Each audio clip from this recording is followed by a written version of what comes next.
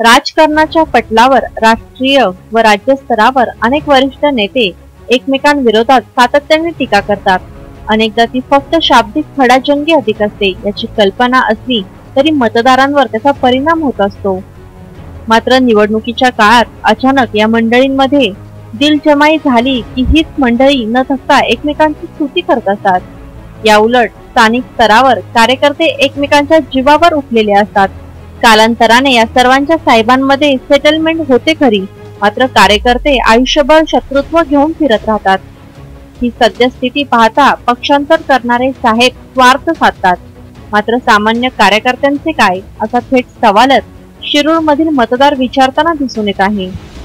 काल परवापर्यंतचे शिवसेनेचे उपनेते डॉक्टर अमोल कोल्हे लोकसभा निवडणुकीत अचानक राष्ट्रवादी काँग्रेसमध्ये दाखल झाले। त्यांना सामान्य कार्यकर्ते यांनी का स्वीकारावे हाच प्रश्न आहे। निवडणुकीपूर्वी हडपसरचे विद्यमान आमदार योगेश टिळेकर व भोसरीचे भाजप सहयोगी आमदार महेश लांडगे यांच्यावर टीका करण्याची एकही संधी शिवसेनेचे विद्यमान खासदार आढळराव पाटील यांनी सोडलेली दिसून आली नाही।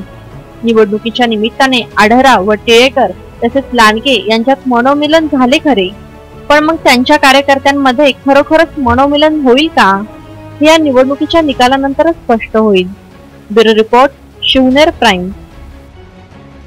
शिवनेर प्राईम टाइप करून सबस्क्राइब करा, घंटीच्या बटनावर टिक करा, लाईक करा आणि शेअर करा।